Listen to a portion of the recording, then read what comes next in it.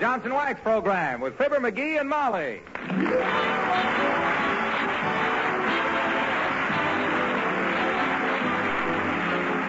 The makers of Johnson Wax products for home and industry present Fibber, Mcgee, and Molly, written by Don Quinn and Phil Leslie, with music by the King's Men and Billy Mills Orchestra.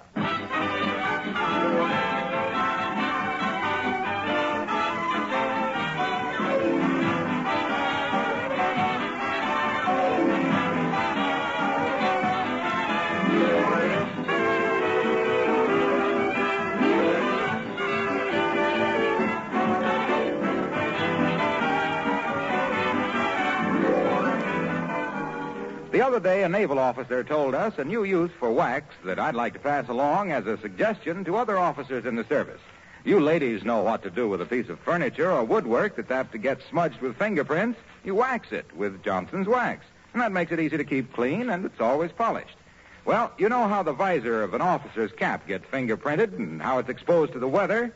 Well, what's more natural than to put a little wax occasionally on that visor? You can use either Johnson's paste or liquid or cream wax. It takes just a little, but it makes a big difference in appearance. It'll pay you to buy a small package of Johnson's Wax for your own use. It's also fine for your shoes and other leather articles, billfold, briefcase, luggage. It also protects articles made of metal. Perhaps you've already discovered its use in the past on your fishing rods, golf clubs, and other sporting equipment.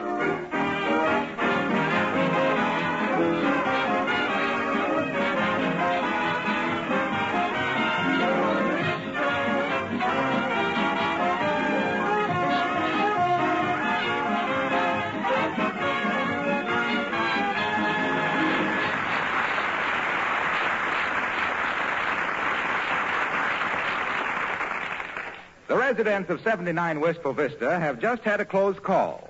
A man called for some clothes, and they weren't ready. But here in the living room, sorting out a big pile of clothing, we find Fibber, Mcgee, and Molly.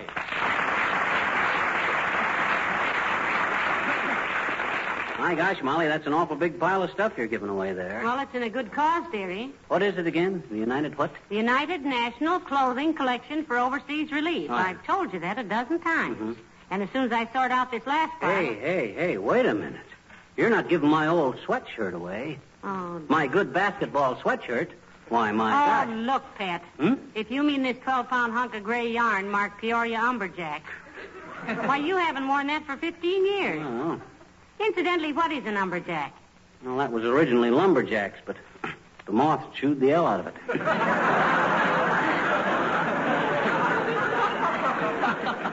There's a lot of sentiment attached to that shirt. Yeah? When I think of all the basketball games I've sat on the bench through in that old sweatshirt, that I'd have leaped in and saved the day for Peoria if the coach had ever called on me. McGee, how about this pair of corduroy pants? Huh? Aren't they too small for you now? Only around the waist and the seat. Legs are still perfect. One of these days I'm going to take off 25 or 30 pounds and I can wear all that stuff. Listen, sweetheart, there are people in France and Greece and Poland and Holland that have taken off 75 pounds the hard way. Okay. Give them the breeches. Here's something else you can give. What on earth is this? That's the sweater Aunt Sarah knitted for me for my birthday 6 years ago. Why, this wouldn't fit a child of 9. Not if he ate all his Wheaties.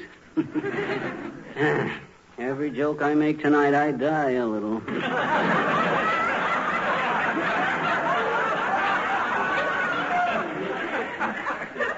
Personally, I got a sneaking suspicion Aunt Sarah knitted that sweater for her fox terrier. And took it away from him because he was better dressed than she was. Now, listen, don't talk that way about Aunt Sarah. She's a very nice old... Come in. Hello, Molly. Hello, McGee. Hello, Dr. Gamble. Hi, Aerosmith. Have a chair if you can find one that hasn't got clothes piled all over on it. We're getting some things together for the United National Clothing Drive. Oh, yes, I know about it. It's a wonderful idea. But what's the pretty little garment you have in your hand, Molly? Don't tell me you still play with dolls. That, my fine feathered friend, is a sweater which was knitted for me by Aunt Sarah in a moment of gay abandon.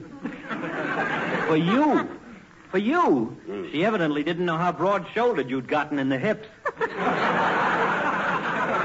And those colors. Looks like a rainbow with sleeves, doesn't it, Doctor? She couldn't have been thinking of a rainbow when she knitted that for McGee. She didn't leave room for a pot at the end of it.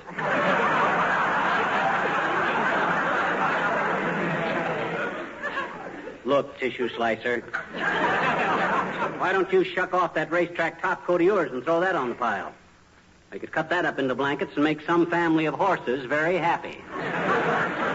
For your information, hillbilly, this is an imported English topcoat. Genuine Harris tweed. And very handsome, too. Handsome my clavicle. And if that's a Harris tweed, I can see why he came down to leading a band for Jack Benny. I could take you more seriously as a style expert, drummer boy, if I didn't suspect you spent your childhood wearing flour sack snuggies.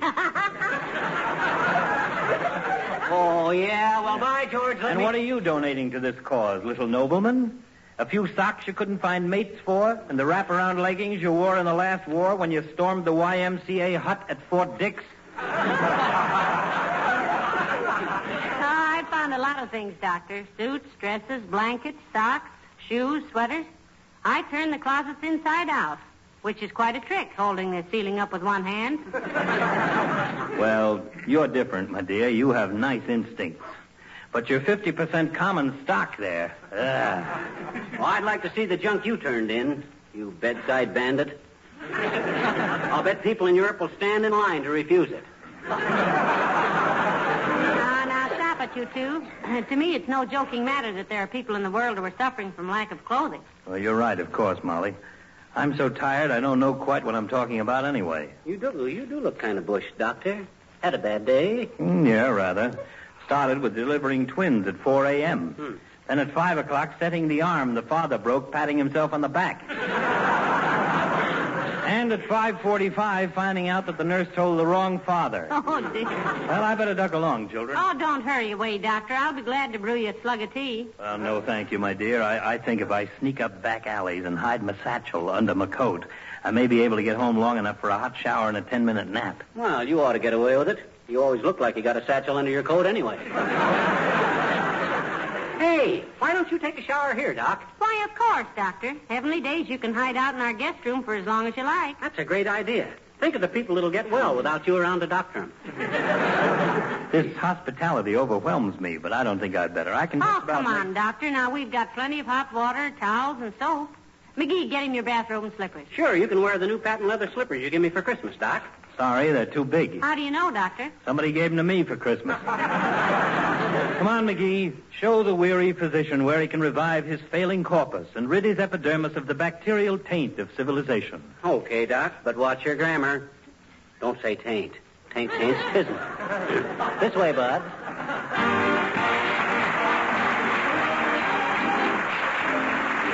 Billy Mills in the orchestra, and I'm beginning to see the light.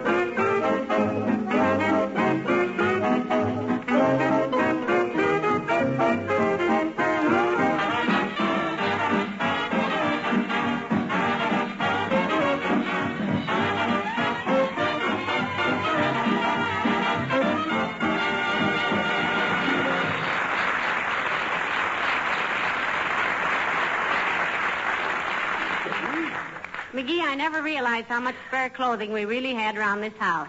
Look at that pile of things. Hey, you're not giving that polka dot dress away, are you? Gee, that was always my favorite dress on you. Oh, my goodness, I haven't had that on since 1927. when women were wearing their hips down around their hips. How about this old pinch-back coat of mine? My gosh, who'd want to wear that thing? Well, look, dearie, to the people who need these clothes now, style isn't very important. If it's clean and warm, they want it. Yeah, I guess we're spoiled. We're like the nearsighted sculptor. He chipped away at anything because he took everything for granted. Yeah? Toss that around. You know, Mcgee, it's hard to realize that 125 million people are desperate for shoes and clothing while we are...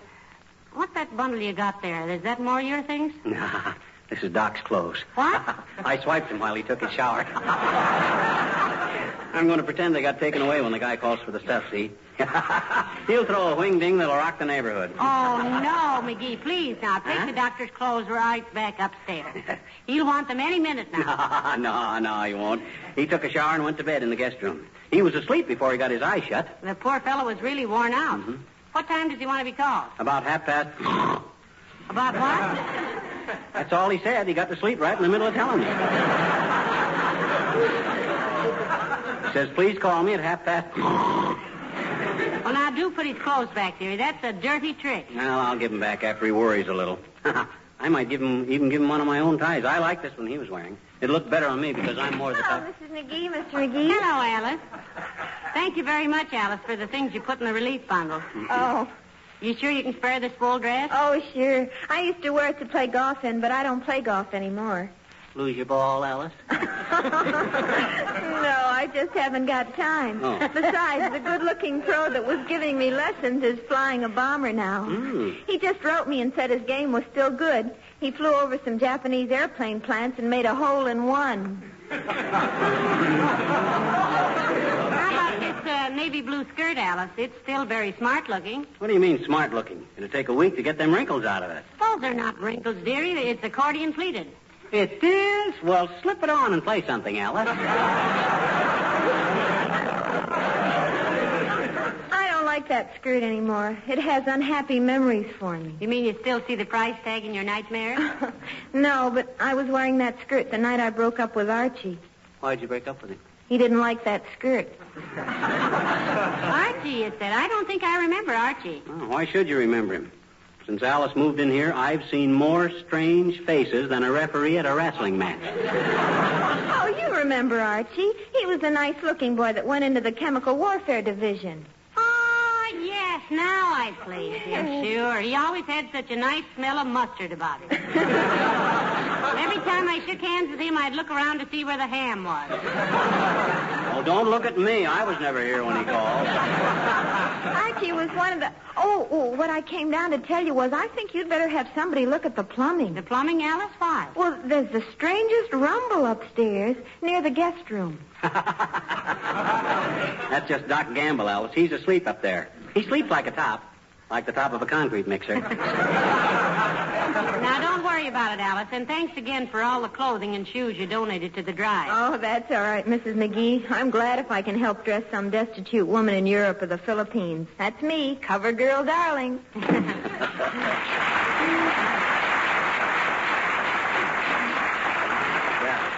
Why, she practically gave you her whole wardrobe, Molly. Well, Alice is a very generous girl. In fact, I think most people are pretty good-hearted. But it's pretty hard to convince people that there are millions and millions that need clothes. They all think, what good will my little donation do among that many? Yeah, but if you got millions of people giving stuff to millions of people, it comes out pretty good. Hey, when are they picking this stuff up? Well, they ought to be here any minute now, dearie. There are more than 50 relief associations working on this, you know. Oh. I think the Women's Auxiliary are furnishing station wagons. Well, they ought to be here by this time. Maybe I better call up and check. Hand me the phone. Here. Thanks. Hello, operator. Jimmy Wistful Vista, 1965. Not mistaken that voice. It's Mert. Oh, How's every little thing, Mert? Is it? What's that, Mert? Your mother-in-law did what? Went with the paratroopers. nonsense, Mcgee. The paratroopers don't take women. They took her. She bumped a cop off his motorcycle and went to the pokey with the paratroopers from the state police.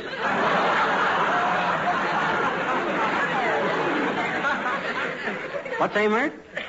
Okay, thanks anyway. They must be on their way, Molly. The line's busy. Well, I better tie a cord around these bundles so they'll be... Hello, folks. Oh, good afternoon, Mr. Wilcox. Hi, Junior. You're just in time. You wear a belt or suspenders? I wear braces. I didn't mean on your teeth. I meant to hold your pants up. He said he wears braces, Mcgee. That's British for galluses. Sure. Well, then why didn't you say so, Junior? You're about as British as an Iowa picnic. I'll bet you think Sherlock Holmes is a housing project.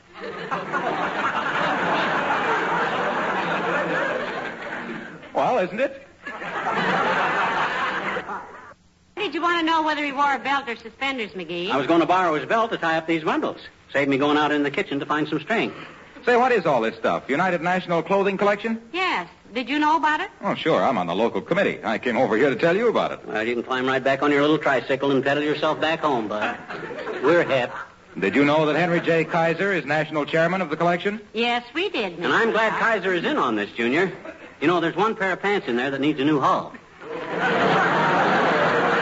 Kaiser builds ships and... Yeah. Did you know that this is the largest clothing collection drive in history? Yes, we knew that, too. Did you know that in Holland there's only one blanket for every 5 people? Sure, we know it. That in Norway they even sew Nazi propaganda leaflets together and wear them? We know that. Did you realize that in Belgium there's only one usable shirt to a family of 7? Yeah. You're wasting your time if you're trying to sell us on the idea of donating clothes, Junior. All we got left in our closets is mothballs. Now, look, this isn't just a drive to keep war victims warm, you know. It's a matter of restoring their self-respect, too. It's pretty tough to keep your chin up when you have to keep looking down to see if your feet are frozen. Well, I just wanted to make sure you knew about it. See you later.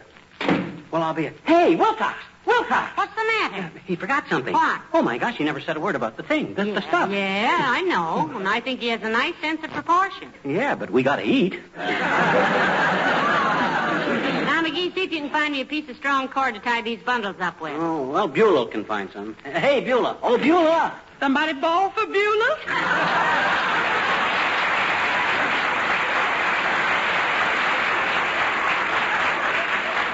Beulah, will you see if you can find us some strong cord? We want to tie up these bundles of clothing. Yes, ma'am, right away. My goodness, that sure is a barrel of apparel, ain't it? Is that for the clothing drive, folks? Yes, it is, Beulah. You want to send something? Yes, but my stuff is all packed up at home. Papa gonna take it down to headquarters tomorrow. He's a good man, my papa. And you're a good citizen, too, Beulah. You always do your part. Well, ma'am, the way I see it, there's 2 kind of folks in this world, the gots and the ain't gots. And nobody got more sympathy for the ain't gots than them that ain't got much. You can say that again. Yeah, so the way I figure, there's 2 kind of folks in this world, the gots No, and Beulah. Mr. Mcgee was just agreeing with you. Well, that's mighty kind of him, ma'am. Thank you, sir. Oh, forget it. Yes, I'll try to. What's the matter, Beulah? You seem sort of worried about something. I am, ma'am. It's Miss Alice. Her voice changed or something. Why, Beulah? Well, say, I've just been upstairs to vacuum the hall carpet, and I hear me the deepest snoring I ever listened to. Real baffled for fondness. I'm afraid Miss Alice coming down with laryngitis or something. That's just Dr. Gamble, Beulah. He's asleep in the guest room. Poor lad was exhausted. Not enough doctors in town, Beulah. He has more demands on his time than the Naval Observatory. Yeah, he's a real kind man, Dr. Gamble is. He come over when my brother had a real bad indigestion. I say, what's the matter with Henry, doctor? And he said, Henry got acute appendicitis, Beulah. I said, you was nice to say so, but what's the matter with him? And he said, that's what he said to me. And he said, I got operated. And I said, how much it cost? And he said, how much you got? And I said, $65. And he said, you pay for the anesthetic, and I operate for nothing just to keep my hand in. Oh, he's a real sweet man. Yes, he is. How much was the anesthetic, Beulah? $20, ma'am. But that Anna, she give Henry a real fine anesthetic. Well, that's pretty cheap at that, Beulah. I know some radio sponsors that pay thousands of bucks for a half an hour of ether. He knows some radio.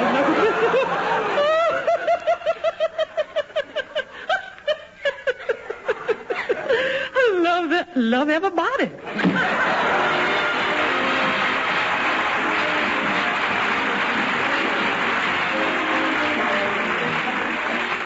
The King's Men singing You Belong to My Heart.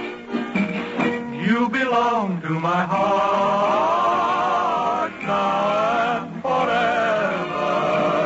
And our love had its start so long ago.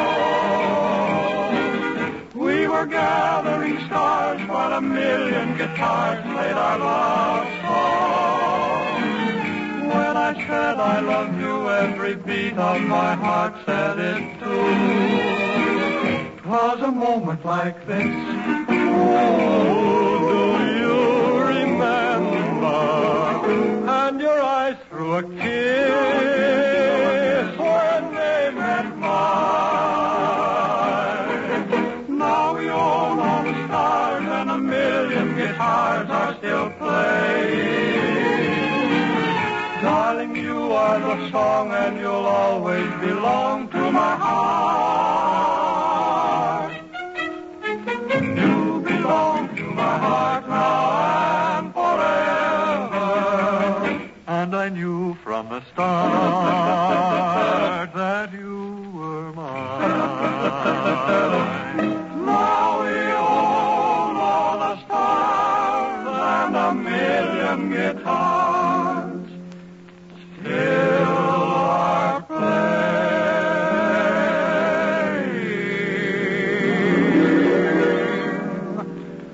You are the song and you'll always belong to my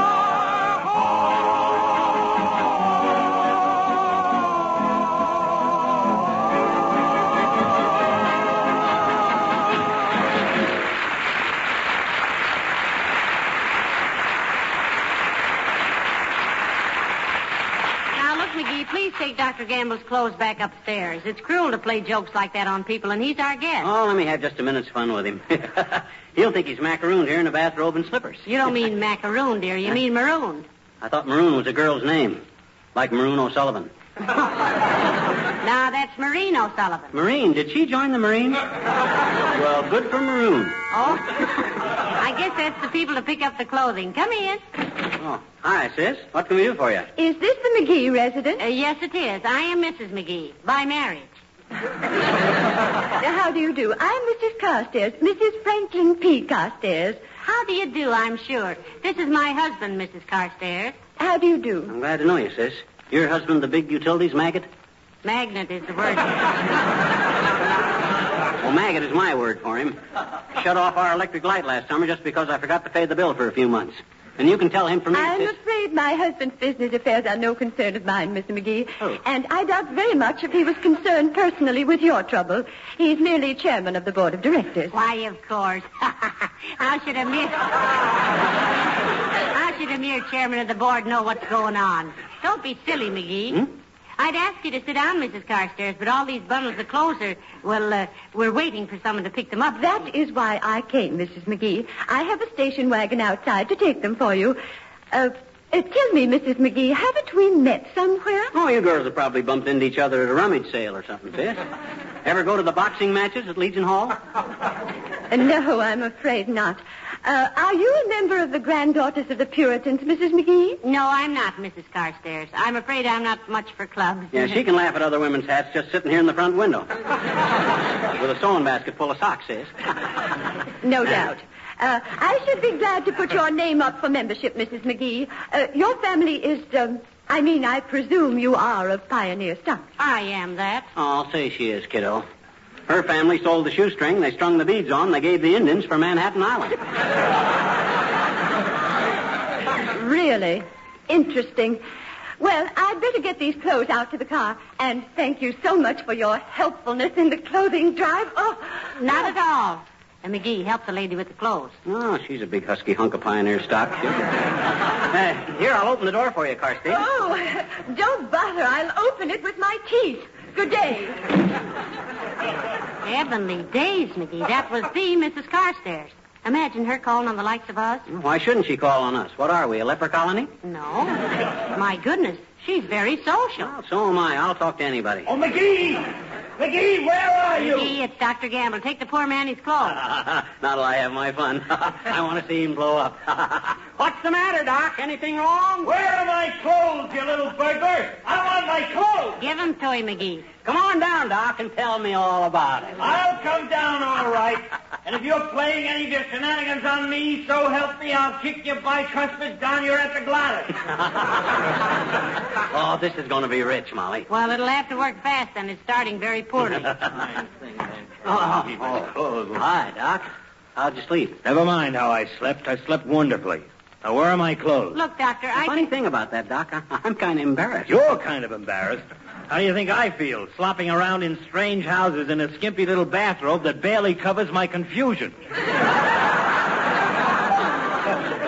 Look, Doc, I took your clothes to have Beulah press them while you were sleeping. You? Oh, gee, I'm sorry. Yeah. Very decent of you, McGee. Oh, yeah, I'm sorry I jumped to conclusions.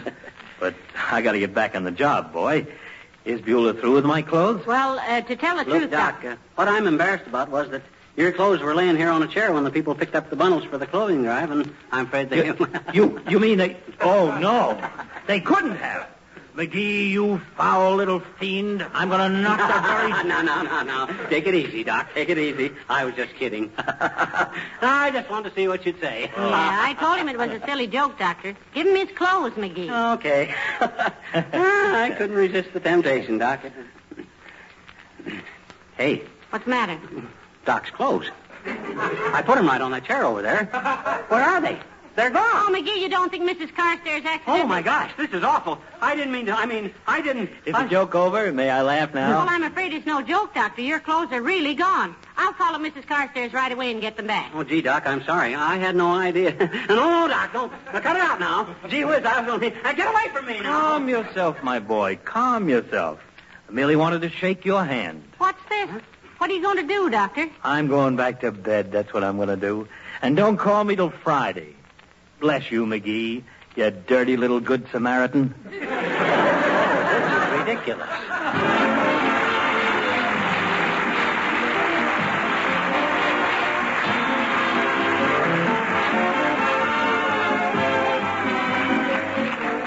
You know, when you've gone to all the trouble and expense of putting down nice linoleum floors on your kitchen and bathroom, isn't it just common sense to take good care of them? For one thing, you can make them last practically forever if you protect them regularly with Johnson's Glow Coat. And for another, you'll keep them looking like new, their colors as fresh as the day you bought them. You'll have shining floors you're always proud of, glad to have your friends see at any time. And the beauty of it is you can have all these advantages and still save yourself hours and hours of work, because when you apply Johnson's Glow Coat, there's no rubbing or buffing. Glow Coat is self-polishing. It shines as it dries. And what's more, it's easy to keep such a floor clean and beautiful, because with Glow Coat protection, spilled things wipe up in a jiffy. That's a great help in these coming days of early spring rains. Why not protect your linoleum floors with Johnson's self-polishing Glow Coat?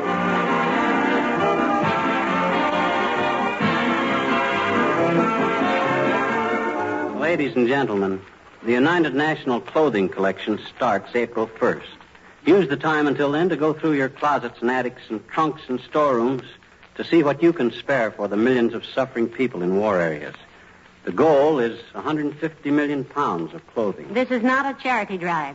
It's an appeal to you to give what spare clothing you can to restore the health and self-respect of war-ruined families. Greatly needed are infants' garments, particularly knitted goods, and all kinds of warm, sensible clothing, shoes and bedding for boys and men and women and girls. There will be receiving stations set up everywhere, in churches, schools, factories, and clubs. So get ready, won't you?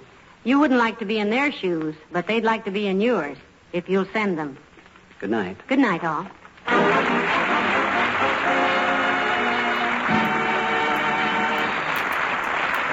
This is Harlow Wilcox, speaking for the makers of Johnson Wax Finishes for the home and industry, inviting you all to be with us again next Tuesday night. Good night. This is the National Broadcasting Company.